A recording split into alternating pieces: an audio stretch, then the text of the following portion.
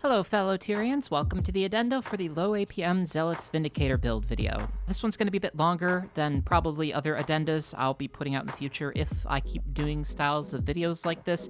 I'm going to be touching on some additional subjects they're not going to go over later, like who am I, and why are you like this, and why is this build, why have you inflicted it upon us? I'm going to do all that before we go into the wonky details. Anyways, gameplay in the background is just me doing some daily chores and my open world not really taking things too seriously PvE Vindicator build, because I know I'm second monitor content, so, put me off to the side, I know my place. Anyways, so who am I? Well, my name is Isa. I've been playing this game since Beta Weekend Event 2, I think. It's the one where the one before the one where they added Asura and Sylvari. Anyways, I've been casually raiding and doing strikes and doing theory craft and build making from basically the word go. It's always been a love for me, though I've never really had the motivation to try and refine things and then make a guide until now, of course. So speaking of the now, I actually learned that in between posting the last video at the totally correct time of 6 a.m. and not 6 p.m., and then also recording this addenda, I learned that I got a nod for the wildcard slot, which is neat. I thank the judges for that. I really wanted the title, but hey, the acknowledgement is appreciated, and I really wanted to contribute to this movement anyways, and I will continue doing so. The premise of this contest and the premise of accessible builds in general is something that I really appreciate, because I have both gross and fine motor skill deficiencies, and that leads me to not really being able to really efficiently play builds that require a lot of dexterity. I think the highest I've ever gone is the Might Oromancer Tempest. I technically can play some more complicated builds, but why bother playing a Meta Weaver build that I can only scrape 20k off of when I can just play Daredevil and hit benchmark without even really trying all that much? I'll take the Daredevil, fine, thank you. I prefer builds that reward knowing the encounter and strategy and planning a bit more than the mechanical complexity, but will delete everything in sight. And I think this build, being the Zealot's Vindicator, really leans into that, and that's why I ended up liking it so much. Back on the subject of the build, why exactly did I go this route? The answer is simple. I knew that even if I found the most mathematically correct build that stays under 20 APM, it's unlikely I'd be getting a nod for top parse in either pure DPS or a support build. So really the only viable route I saw was getting into the most creative category and getting something wild, and kind of hoping for the best there. And considering that I got a wildcard slot, mission success. Okay, so after mulling over things trying to go through an accessible healing build, that kind of seemed like the best option was using the Urn of St. Victor, because I actually found this interaction with the trait. I don't know if I was the one to find it, but I realized it existed, I guess is the better way to say it. But before the final End of Dragons beta, I saw that Resilient Spirit, when stacked against the Urn Drain, would actually cancel each other out. So I basically was I have found a way to get infinite value off of a single button press, and that is the kind of dumb stuff that I love doing. So after a fair amount of time flipping between the game, the wiki, GWTO skills, my notepad, LibreOffice spreadsheet, I don't know. Basically, I came to the conclusion that as far as keeping the raw healing output to low APM ratio together, Zealots was genuinely the best armor set to use. So how the process went is I wrote off any stat lines that had toughness and vitality, because again, toughness, I'm not a tank, vitality causes the urn damage to outplace Resilient Spirit, and then Condi damage, because Vindicator doesn't really do much Condi damage. And then, of course, you got the whole thing about, healing power major stat versus healing power minor stat. And that's kind of how it works out with a whole lot of other healing builds in the game, where, yeah, there's an appreciable difference, but most of the time it's kind of irrelevant. So really what that left me with was Zealots, which is power major with healing power minor and precision minor, and then Harriers, which is power major with healing power and concentration minor. Okay, actually, I lied. There is actually a bit of relevant gameplay. It's a minute long, and then we'll be out of the way. I am not sorry that I lied for you. Okay, so naturally you'd think Harriers would be the way to go, since it's a supporty build, boon duration's really good for those, and then I realized, well, okay, so you give out regen, but as far as heals per second goes, the difference between a healer with concentration and a healer without, it's 150 heals per second, and the Urn's chucking around 1,700 heals a second. It's nothing in the broader scope of things. You give out a little resistance, protection, stability, that's good. And you can really give out a lot of might if you use Vassals of the Empire, which is the sort of middle Grandmaster trait, and Alacrity if you use Ventari. There's really a lot that you can do with this build, and it's just 3 buttons at the end of the day, so even though you're kind of doing a lot pretty quickly, it's pretty light on the APM side of things. You know, and you wouldn't have to worry about the Urn of St. Victor causing you to become unalived, so, like, I don't know why you wouldn't just play Machinist. Who am I to judge, though? Like, I remember the comments I got when I was streaming and played Herald after the Chrono Herald duo comp got nerfed, but there I was still playing Herald, so, you know, it sounded pretty great, but there's one reason why I didn't go with that, and that is, this. Yeah. Okay, so Revenant gameplay Psychic is over. Go back to whatever you were doing. Basically, it felt like Harriers would be me, like, playing a build off of Snow Crows and then telling people the bare minimum for what you need to do to keep the build effective at the roll. I don't know, maybe that's a video concept for another day, but when it comes to a contest where originality matters, turning in someone else's homework really just... It didn't seem like a good idea, and, like, what happens if someone else had the same idea as me? I had to approach this from left field. So, look, if you're looking for a healing Vindicator build that has already been endorsed by raiders, go to Snow Crows. They've got you covered. Basically, the only that you would get from running concentration in this case would be, like, your self-applied boons would last a little bit longer, I guess.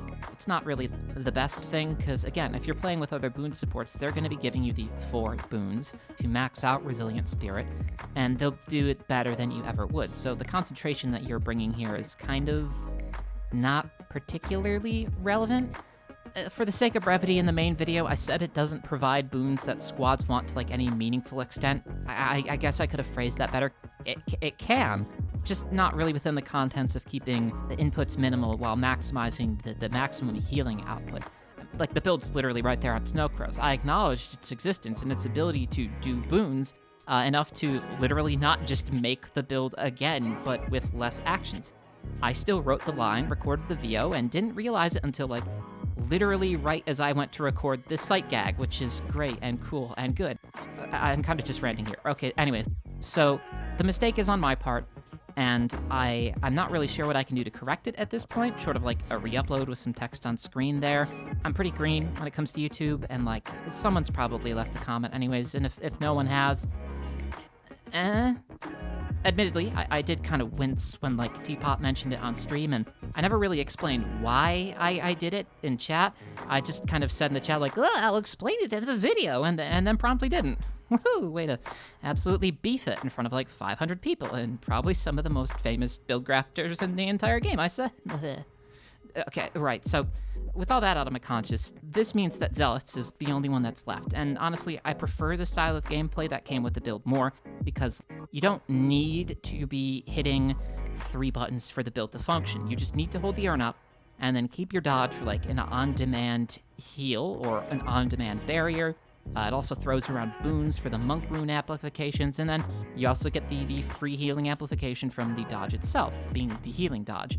It leaves you like 15 APM that you can devote to other things like healing or Condi cleanses, or what I found very effective in a very scuffed Bone Skinner run was the Ventari barrier skill, and it doesn't harm the build's efficiency all that much, whereas if you try doing that on an Alacrity Vindicator, your regeneration for your energy is coming up slower, which means you can't do the dodge as often, you can't pulse Alacrity as often. No one's going to be dying, but, like, in a pinch, you couldn't do that as much and still do all of that build is capable of doing. Whereas this can still actually do a little bit of damage and also put out healing while maintaining that barrier and maybe trying to salvage a run that would have otherwise ended up in a wipe. So speaking of that damage, the reason why I opted to take Devastation over one of the more obvious trait lines like Invocation or Retribution was because Retribution has some neat synergies, but it doesn't really do anything to contribute to party support, or it provides a couple of nice modifiers like the flat damage reduction. Also, the boons, they help out with Resilient Spirit uptime, and then Invocation adds a couple of flat damage modifiers, hands out a couple of boons, I think Vigor when you switch to Alliance, and then Regeneration when you switch to Ventari. And then, of course, you've got the Grandmasters, which you can either get 25 free energy, conditionally, or you can get 20% crit chance for free as long as you have Fury. Invocation does generally help the build, but it also doesn't really offer too much for utility, at least not when compared to giving, I don't know, everyone 150 free ferocity. If you're bringing damage to the party, why not bring devastation? Also, by the way, note which mastery Snow Crows has on their website. Gray minds think alike. Yeah, no, it was coincidence. I started on the Invocation build for this initially because I was like, I'm going to get a 100% crit chance, and then I'm going to run Sigil of Water. Sigil of Water does, no healing, so I threw that out the window and just ran with Invocation for a bit. In fact, a lot of the B-roll in the video itself, that was using the Invocation version of the build. It was only later that I kind of got the idea for Assassin's Presence at, 11:30 on a Tuesday night, well-adjusted people do. Anyways, that's why the build ended up the way it did. I'll admit that my submission was pretty weak. I saw how long the main video was getting and how long this video is getting at this point, and I was like, do I really want to upload a 12-minute long explainer build? I'm gonna get disqualified for giving them too much crap, aren't I? So I then later discovered that people wrote essays and created wiki entries and made slideshows for the video.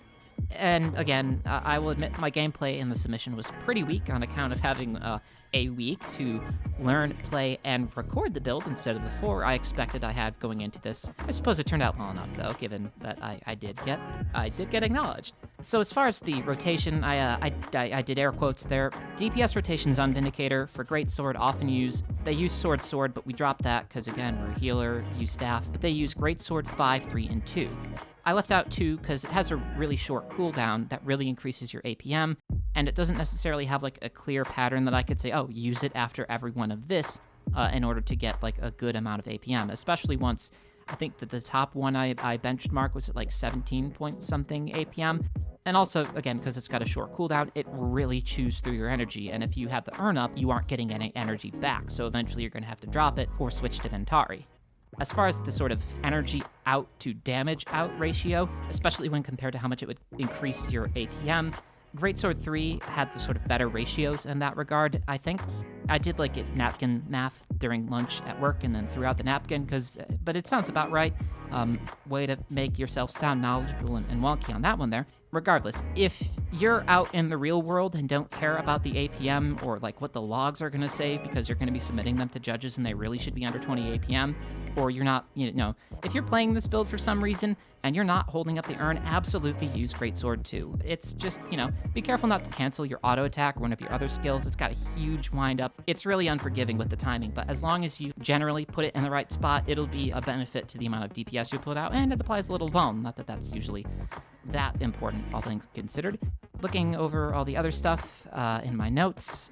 Okay, this is the one subject, overhealing. I mentioned this in questions people were going to ask me at the beginning. And this is a fun one, and I'm sure if you play other MMOs or similar games like MOBAs, you're probably familiar with this, and if not, and you're a healer main in those games, pay attention, because you might learn something here.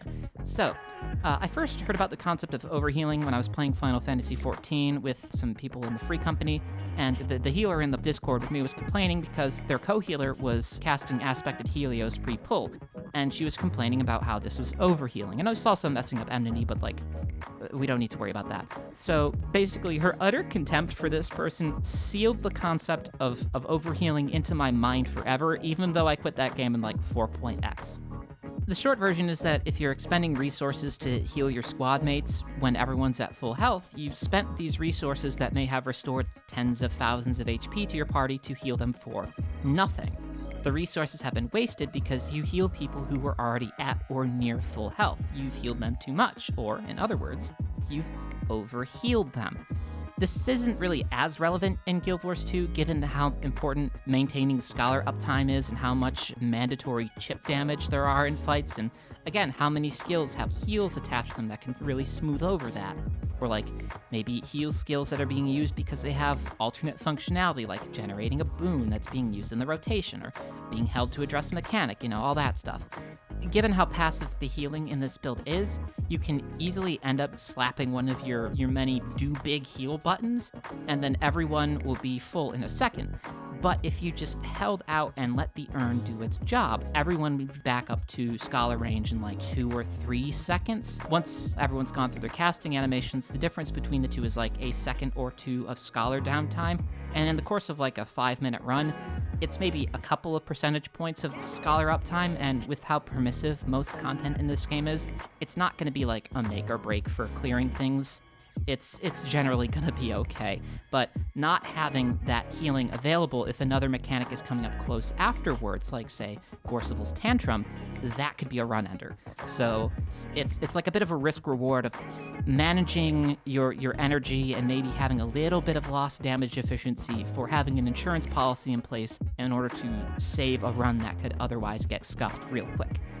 In the event that it is make or break, of course, you can just drop the urn and start regenerating energy while you're using your big heal skills, or maybe you could, if it's a burn phase, really contribute to that by dumping all of your greatsword skills. My rule of thumb when I was playing was if I saw people starting to go under 50, or I knew that there was some sort of imminent mechanic that means your HP has to be close to full, or something like that, like Veil Guardian's green circles, that's when I'll use the burst heals. And then, of course, you can just pick the urn back up again. The cooldown's really short. I've never really found myself waiting to pick it back up again. Oftentimes, I've been waiting to put it down because I've canceled the animation, which after doing that 5 times, I knew I had to include that in the video because that could be a major problem for people who are playing it. Urn management, it's really the key part to playing this build to its fullest, and honestly, it's not something I quite figured out. Like, I know the theory behind it, but my lack of encounter knowledge from the perspective of a healer is something that really held me back there. I'm more of a boon support player, because that playstyle comes to me more naturally. Also, I really like having those boons, and if I'm the one who's making them, then I'm always going to have them, Right? Yeah, it makes sense. Okay, to someone, probably. That's it for this video. Honestly, it's shorter than I expected it would be. Again, I'd like to stress that this build is a bit of a meme build. Again, it works. Only use it with people who are like down to learn with you and who are okay with you playing it. I did actually take it into a couple of pugs, and they were successful, but it was like the sort of less complicated Ice Brood Saga and End of Dragons strikes. So it works, but obviously play it with people who are aware of what the build is. It really helps out. I also think that this could be an okay open world healer because it still does some damage with a little modifications, but that's something I'm going to need to mess with later because when I saw Lord Hazen's Cavalier Bladesworn build, I realized that my understanding of what open world builds are, I need to learn again because I've just been jamming raid builds into stuff, and that's largely been good enough for me, but maybe it's not for everyone. Also, like I implied in the main video, I bounced off a handful of other builds. While they were meeting the criteria, they weren't really pulling the disgustingly poggy-woggy damage numbers. A lot of them were just, here's how you play build XYZ and keep it under 20 APM. It's not really creative. I'm currently thinking about which one should come next, so as long as I get the opportunity to record good footage of them, that should be soon. They'll probably be easier to record too because I could slip into some random groups, take whatever role is relevant if I can, because they are going to actually be a bit closer to the meta than this one. It was nice to get some feedback that I can work into future videos, and I got a couple of neat messages, like how it helped them understand Vindicator a little more, which is equal parts lovely and terrifying, because I hope what they learned from me was right and I didn't teach people a bad thing. Then again, with its current view count, I don't think I've done much damage to the community, and people who really care can comment away, and hopefully others will see their polite corrections, and that all boosts engagement. So we all walk away winners, but I do want to endeavor to make my work as accurate and useful and good as possible as I can in the future. I don't think there's anything else to say, so I think I will leave y'all with this.